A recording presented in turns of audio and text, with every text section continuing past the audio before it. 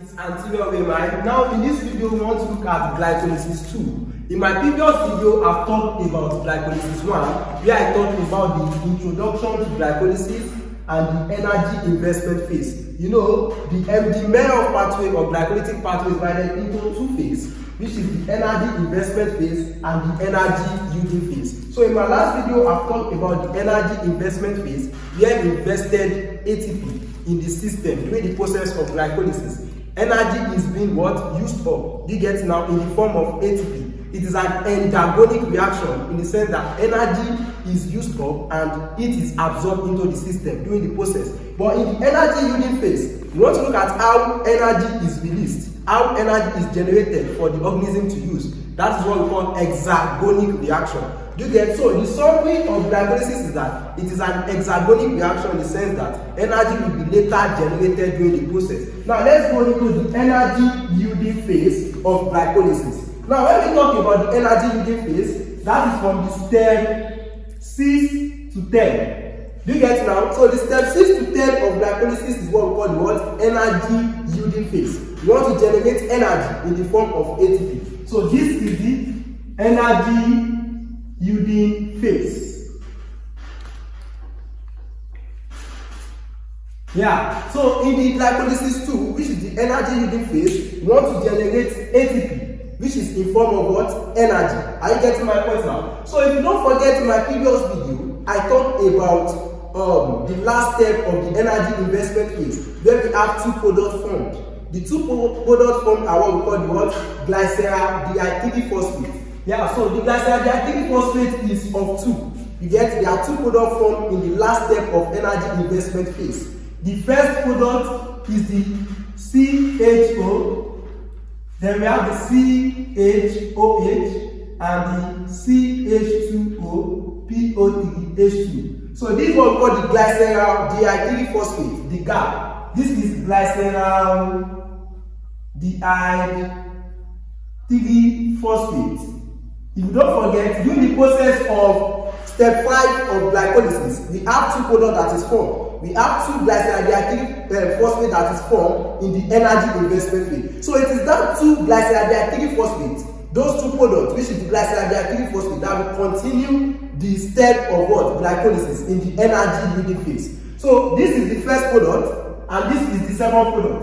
CHO, then CHOH, CH2O-PO3H2. So this also glycerol phosphate. So we have two of glycerol phosphate that will continue the process of what? Glycolysis, which is the energy yielding phase to be precise. You get my point now? But during the process of the step 6 to step 10 of glycolysis, I'll be using one representation, just a single representation. You know, I cannot explain the reaction for one glycerol phosphate and also explain for the other. So I'm just going to use a single representation. But at the end of the day, we should have it at the back of our mind that I'm making use of two products. You get it now? So let's continue. So I'll be making use of one of the glycerol phosphate. So let us take this first one. So this one is the glycerol phosphate. And you know, in the step 6 of glycolysis, yeah, the step 6 of glycolysis, the enzyme that we acted upon is what? Is what we call the glycerol phosphate dehydrogenase. Do you get it now? So this is the name of the enzyme of step 6 of glycolysis. So this enzyme will act on the glycerol phosphate, the GAP. How you get what I'm saying now? So this is the name of the enzyme here, the glycerol phosphate dehydrogenase. Yes, so this is the enzyme. So the glycerol phosphate dehydrogenase will perform two catalytic reactions.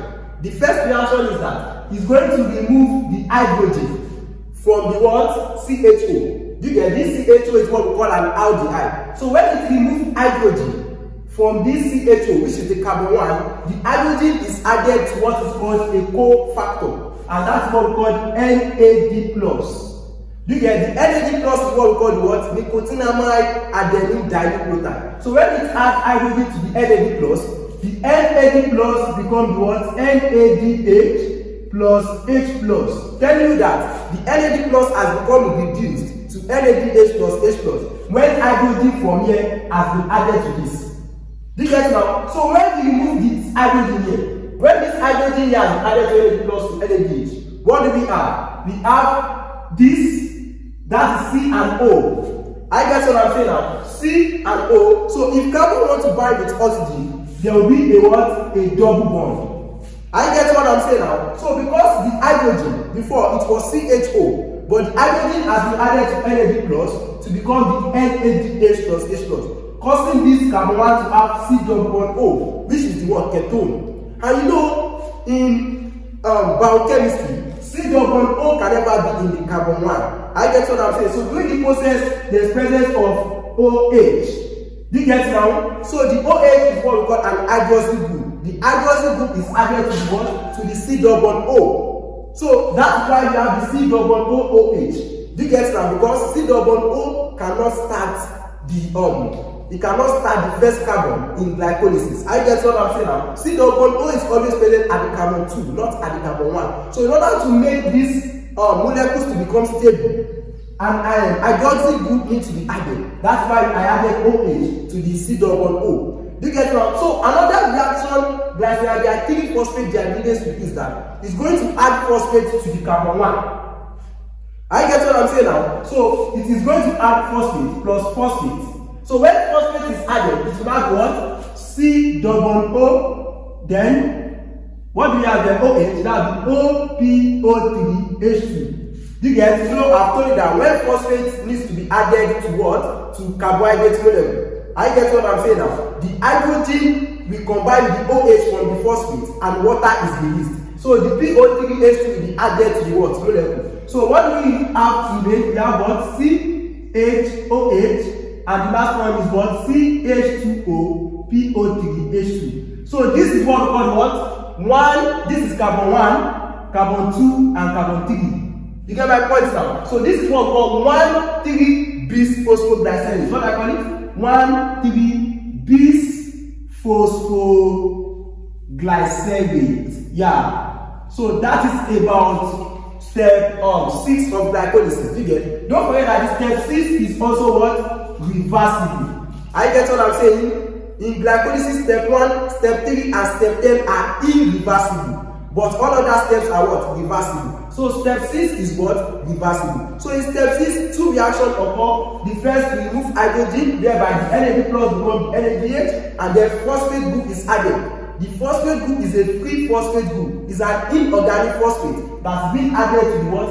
This C double bond OOH in order to give us C double bond OPO3H2, which will later become the 1,3-bis phosphoglycerate. So that is about the step 6 of glycolysis.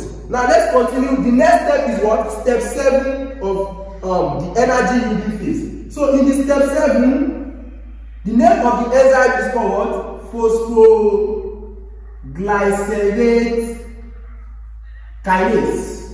Yeah, kinase. You know, when I talk about kinase, I said kinase means it's either they add or they remove a phosphate group. They like dealing with phosphate. That's what you need to know about kinase. Now let's continue. If you don't forget, the product of one step will be the substrate of another step. So the product we got in step 6 is what?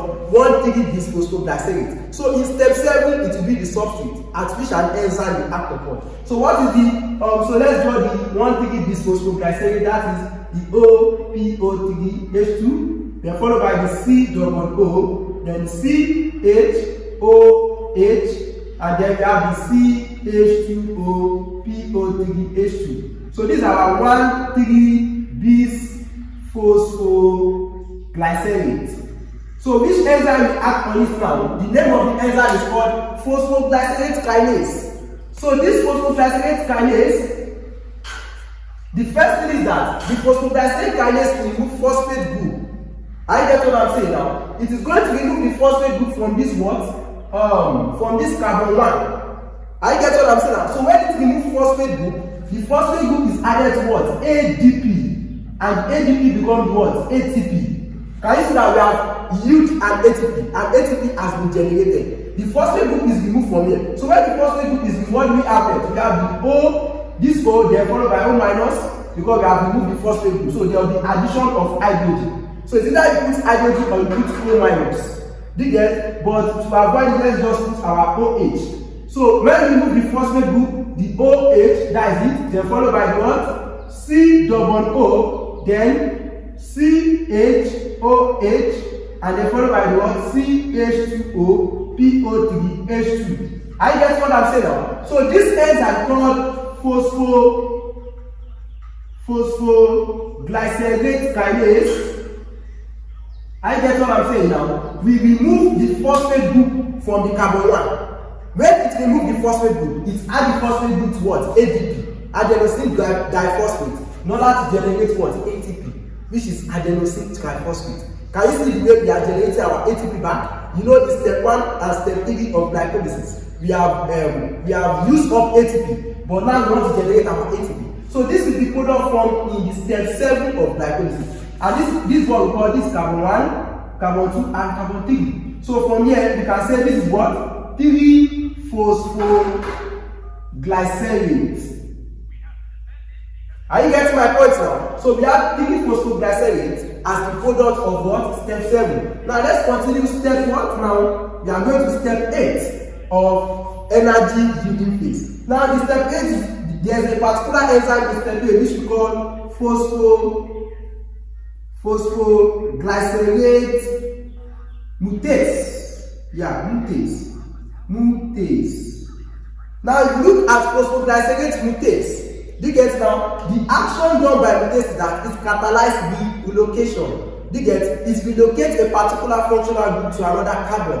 It enhances rearrangement. That is the action of what? Mutase. Do you get now? So phosphoglycerate mutase will act on what? 3-phosphoglycerate. You know, the product of step 7 is 3-phosphoglycerate. So in step 8, it will be the substrate. So let us have our 3-phosphoglycerate, that is OH, then C double O, then CHOH, then CH2O, PO3, H2. Yes, so this is our 3-phosphoglycerate. So what we acted upon, that is what is called the phosphoglycerate mutase. So this mutase, phosphoglycerate mutase. So phosphoglycerate mutase will catalyze the relocation of this phosphate group. This phosphate group that is there, PO3, H2. You get my point now? So it's going to catalyze the relocation of this phosphate group. This phosphate group that is at carbon 3. You know this carbon 1, carbon 2, and carbon 3. So it's going to relocate this phosphate group and put it to carbon 2. Do you get now? That is the action performed by phosphoglycerate mutase, and it is also what? Reversible. Do you get now? So when the phosphate group is added to carbon 2, what do we have? We have as OH, then C double O, then CH. This is carbon 2, CH, then O, then O. When you add this phosphate group to this page, become what? PO3, H2. And this one become what? CH2O. You know, we have removed the phosphate group and added it to this place. So this one is OPO3, H2, which we have here. Then the phosphate group we remove from here. This one become OH. Are you getting my point now? That is about the phosphoglycerate mutase. So now it has relocated this phosphate group to the carbon 2. So what will this one be called? Carbon 1, carbon 2. So this is called what? 2-phosphoglycerate. 2-phospho what? Glycerate. You get, you know, before it was 3-phosphoglycerate. It was 3-phosphoglycerate before. But when phosphoglycerate mutase act on it, what does it become? 2-phosphoglycerate. So that's our product in what? In step 8. And it is also what? Reversible. Now in step 9 of glycolysis, the name of the enzyme is called Enolase. I get my point now. So when we talk about Enolase will act on this product. This product is called 2-phosphoglycerate. Now let us have this product here as step 9. So this is step 8. Yeah, don't forget that this is what? Step 7. You get my point now. So this is step 8. This is our product. So let's have it here. OH, then C double O, CH OPO3 H2, then CH2OH. Yeah. So these are our 2 phosphoglycerate. Yeah, 2 phosphoglycerate. So which enzyme you act upon it now? Enolase. Do you get it now? So enolase will remove water. That is one catalytic reaction. It's going to remove water from these 2 carbon, these last 2 carbon. I get what I'm saying now. So the first, water is divided into hydrogen and OH. If you don't forget, one makeup water is hydrogen ion and hydrogen ions. So these 2 will be removed from this one, 2 phosphoglycerate. So when you remove this hydrogen here and you remove OH from this place, the enolase will convert 2 phosphoglycerate to a particular molecule. Now let's look at it. This is what? OH, then COO. So it is going to remove hydrogen from this carbon 2. This carbon 1, this carbon 2. So it's going to remove hydrogen from this carbon 2. Then we have this place as what? COPO3H2. Then what we have here? This, then CH2. There's going to remove OH again from the carbon 3. I get what I'm saying now. So enolase remove hydrogen from carbon 2 and remove OH from carbon 3. That's why we have this like this. But don't forget that this structure is not stable. So it is connected by what? A double bond. Why? Because we need what is bonded to carbon is what? 4 molecules. It has to be 4. But here, because we have removed what is called hydrogen and OH from this molecule, that is why we put this as a what? A double bond. In order to make this structure to become what? Stable. So this is what we call what? Phosphoenol-pyruvate. Phosphoenol what? Pyruvate. Yeah, people call it PEP. Yeah, so that is the product formed in the step 9 of what? Glycolysis. Energy yielding phase to be precise. Now the last step for the energy yielding phase is the what? Step 10. Do you get it now? So this is the step 10. The enzyme involved in step 10 is called what? Pyruvate kinase. Yeah, pyruvate kinase. I've told you about kinase, that when you get kinase, they involve the addition or involve phosphate group. But in the energy yielding phase, the kinase present here is removing what? Phosphate group. So our product in step 9 is what?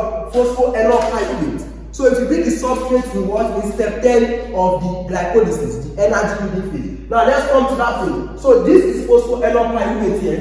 We have it as what? The OH, then COO3H2, then double bond CH2. So this is the phosphoenol-pyruvate PEP. Are you getting my point now? So this phosphoenol-pyruvate, which is the PEP, will be acted upon by the last enzyme of glycolysis, which is what? Pyruvate kinase. Yes, pyruvate what? Kinase. Don't forget that this reaction, step 10, is what? Irreversible. So it is represented with a single arrow. You get my point now? So pyruvate kinase is going to remove phosphate group. I get what I'm saying. Where is the phosphate group? Where is it going to remove the phosphate group from? From this carbon 2. This is carbon 1 and this is what? Carbon 2. So it's going to remove the phosphate group from this what? Carbon 2. So when it removes the phosphate group from the carbon 2, it's added to the ADP. And our ADP become what? ATP. You get my point now? So the phosphate group is added to what? ADP to become what? ATP in the step 10 of glycolysis. I get what I'm saying now. So when it removes the phosphate, what do we have?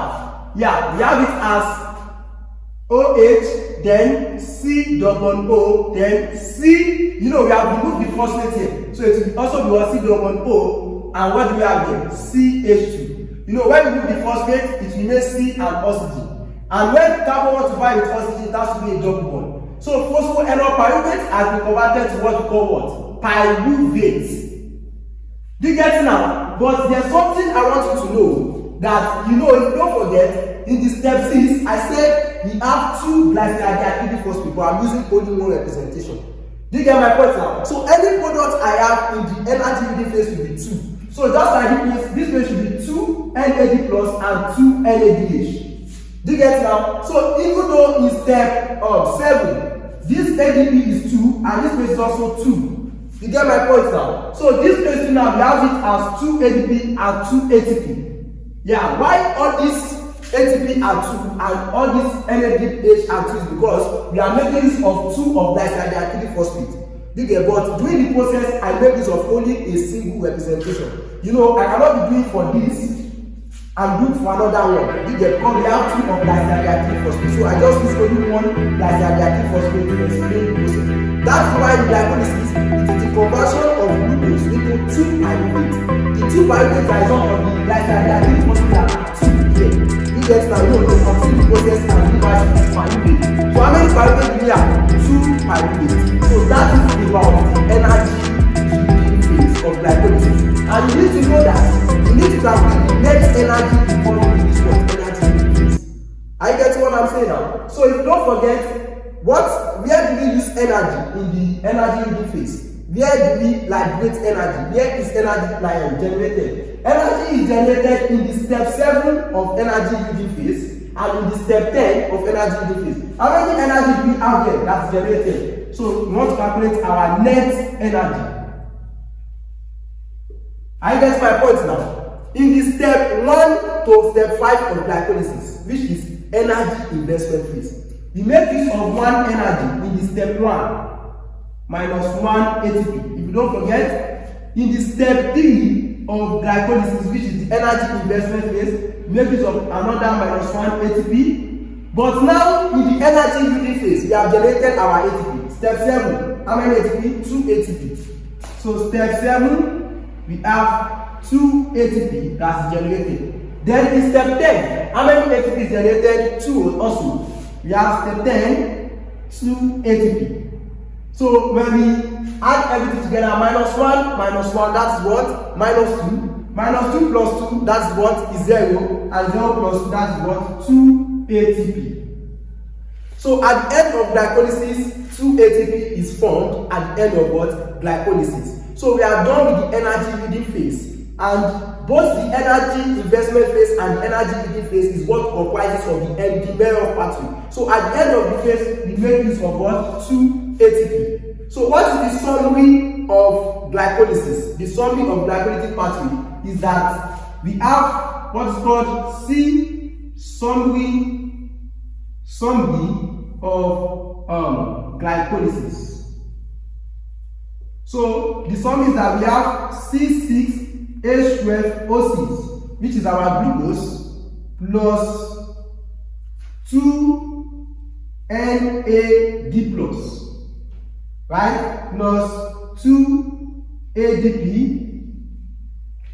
Yeah, let's continue. Plus 2 NAD+. Okay, 2 NAD+ here, 2 ADP plus phosphate, addition of phosphate. Do you get it now? So we are going to generate what? Glucose will be converted to 2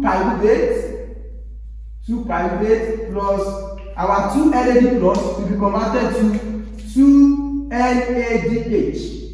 And then 2 ADP will be converted to what? 2 ATP. And our phosphate will be converted to what? hydrogen plus. Do you get? We have it as 2 phosphates because phosphate group is added to the step 6. So we have it as 2 phosphates, yeah, and 2 what? Hydrogen plus. Yes, plus 2H plus. So this is the summary of glycolysis. We make use of glucose. This is H12O6, it becomes 2 pyruvate. When we make use of 2 NAD plus, it becomes 2 NADH. When we make use of 2 ADP, it becomes 2 ATP. And when we add 2 phosphate, it becomes 2 hydrogen plus. So that is the summary of glycolysis. So we are done with the energy investment phase, which is an endergonic reaction. You know, we make use of ATP. But in the energy using phase, we liberate energy in the form of ATP. So it's an hexagonic reaction. So the summary of glycolysis is telling us that we release 2 ATP. So telling us that the glycolysis overall reaction is hexagonic. Energy is liberated. So that will lead me to my next sequence, which is alternative phase of glycolysis. So once you ask what other things pyruvate can be converted into, that's what we call alternative phase of glycolysis. You know, this is our pyruvate. You get my point now? So the pyruvate is what? So I mean what? Alternative phase of glycolysis. At first, our pyruvate, which is what? The OH, the C double O, the C double O, and the CH3. Yes, pyruvate should be CH3 because you know when you remove the phosphate group, this one becomes C double O and the double bond becomes a single bond. So this is what? CH3, pyruvate. Yeah, pyruvate. So this is our pyruvate. You get it now? So the pyruvate can be converted to all other products, to some products in the human body. Just like this, there's a particular enzyme, during the process of glycolysis, there's something called anaerobic glycolysis. Glycolysis that is done under the absence of what? Oxygen. So when glycolysis is done under the absence of oxygen, this pyruvate will be converted to lactate. And so when pyruvate is converted to lactate, there's a particular enzyme that will act on pyruvate. That's what we call the lactate dehydrogenase. Do you get? So lactate dehydrogenase acts upon pyruvate. What is it going to do? It's going to remove NADH plus H plus. It's going to remove hydrogen from this NADH plus H plus, convert it to what? NAD plus. So these two hydrogen removed from NADH plus H plus is going to be added to the carbon 2. So when it is added to carbon 2, what do we have? We have as OH, then followed by what? C double O, then followed by C. This C double O can be anywhere. It can also be C double O. Okay, so when it adds the two hydrogen to the carbon 2, what do we have? We have COH, H. Can you see it has added two hydrogen to the carbon 2? Then what remains? We have the CH3. This is what we call the what? Lactate. I get what I'm saying now. So during anaerobic glycolysis, lactic acid fermentation, whereby there is no presence of oxygen, pyruvate can be converted to what? Lactate. You get now by the enzyme lactate dehydrogenase. It's almost especially in those people that undergo strenuous activity, exercise. Yeah, they mostly have lactate built up in their muscles. You get that is causing pain to their what? Muscles. Now, if this lactate is too much in the blood, or maybe we have too much of lactate dehydrogenase in the blood, and we convert our pyruvate to lactate, it can have a detrimental effect on the health. I get what I'm saying, because when there's too much of lactate in the blood, it can cause lactate acidosis. It can decrease the level of it can decrease the pH of the blood. So when it decreases the pH of the blood, it can lead to lactate acidosis, and it can affect the heart. It can affect the circulatory system. It can cause ischemia. Do you get? It can lead to what? Ischemia. It can lead to stroke. It can lead to coma. And if care is not taken, it can also lead to death. That's the lactate acidosis. So that is number one alternative phase of glycolysis. Another phase of glycolysis is that, yes, before I continue, lactate, formation of lactate also occurs in some certain organisms. When we talk about the fungi and bacteria, yeah, they also make use of lactate. And human also undergo the process of lactic acid fermentation. So another phase is we want to convert pyruvate, which is OH, C double O, C double O, CH3. This is pyruvate. So sometimes pyruvate can also be acted upon by what is called a particular enzyme of the human body. Do you get now? That enzyme is what we call the pyruvate dehydrogenase. Pyruvate what? Dehydrogenase. You see, pyruvate dehydrogenase is an enzyme that catalyzes the reaction of converting pyruvate to acetyl-CoA. Do you get? There's a particular glycolysis in the sense that it is controlled with the aid of oxygen, whereby it takes place under the presence of oxygen. Not like lactic acid fermentation, whereby there is absence of oxygen. But here, there is presence of oxygen. We call it aerobic glycolysis. Why this lactic acid fermentation is called anaerobic glycolysis? So in aerobic glycolysis, pyruvate is converted to acetyl-CoA by the enzyme pyruvate dehydrogenase. Where there is level of oxygen during the process of glycolysis, the pyruvate will be transported into the what? Mitochondria, where they undergo the transition stage of what? Reaction. Transition stage is the stage between the glycolysis and the Krebs cycle. So it is also called transition stage or the preparatory stage. So this is the transition stage that occurs in the mitochondria when there is presence of oxygen. Because there is presence of oxygen, the pyruvate will diffuse into the mitochondria to undergo the transition stage, whereby it will be converted to what? Acetyl-CoA. So let's look at how pyruvate becomes converted to acetyl-CoA. The first thing is that CoA is added to this system by this enzyme, pyruvate dehydrogenase. So when we add CoA, coenzyme A, this CoA, then we remove hydrogen. The hydrogenase, we remove hydrogen. You get my point now? So when we remove hydrogen, the hydrogen, we remove it from carbon 1. So the hydrogen is added to NAD+. And this becomes the CoA. When we add CoA to this carbon 1, carbon 4 side is released, CO2 is released, that is COO. Plus this hydrogen that is added to NAD+ become what? NADH plus H+.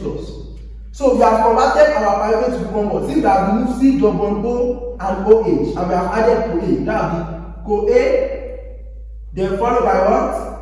C double O, which is this, and followed by what? CH3. This is what we call what? Acetyl-CoA. Are you getting what I'm saying now? So this is the transition stage, whereby there is presence of oxygen. COOH has been removed and it has been replaced by what? CoA. I get what I'm saying now. So this acetyl-CoA in the mitochondria, which is the transition stage, will be sent into the what? Electron transport chain. It will be sent into the Krebs cycle, then from Krebs cycle to electron transport chain, where they give energy to the system.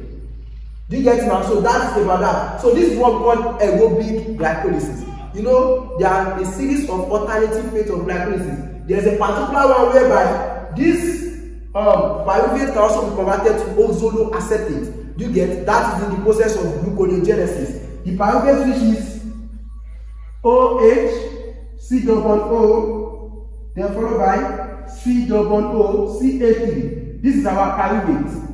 It can also be acted upon by a particular enzyme. Do you get? In the what is it called? In the gluconeogenic pathway, whereby this pyruvate will be converted into what? Oxaloacetate. I get what I'm saying now. So during the process of converting pyruvate to what? Acetyl-CoA, this one is called aerobic glycolysis. This is essential for the process of generating our energy. Are you getting what I'm saying now? But in this case, pyruvate can also be converted to oxaloacetate in the gluconeogenic pathway, even though pyruvate can also be converted to what is called alcohol in some organisms, most especially in what we call yeast and fungi. Do you get now? Yes, yeast and bacteria, they also undergo alcohol fermentation, whereby pyruvate is converted to what? Alcohol under the absence of oxygen. So these are the major two alternative pathways in glycolysis. First of all, pyruvate is converted to lactate under the absence of oxygen. And the second one is that pyruvate is converted to what? Acetyl-CoA under the presence of oxygen, which is the what? Transition stage. Do you get it now? Another one is that pyruvate can also be converted to what? Alcohol. Do you get it now? That is in other organisms, whereby you have the pyruvate being acted upon by a particular enzyme. Do you get it now? Those particular enzymes, we call it, this pyruvate acted upon that OH, C double O. So during the process of converting this to alcohol, I get what I'm saying now. This pyruvate, they can remove carbon 4 side, COO. So when they remove carbon 4 side, what will it become? It becomes H, then followed by, they have removed C double O, now is C double O and CH3. This is what we call the what? Acetaldehyde. I get what I'm saying now. We are looking at how pyruvate can also be converted to what? To lactate. You get how pyruvate can also be converted to what? Alcohol. That's what we want to look at in this phase. So from acetaldehyde, then it is converted to what? To alcohol. That is how this alternative phase of glycolysis looks like. Do you get it now? Now we have come to the end of this video. Don't forget that at the end of this video, there's always a practice question that will give you a better understanding of what glycolysis 2 is all about. Please like and subscribe. It's until you're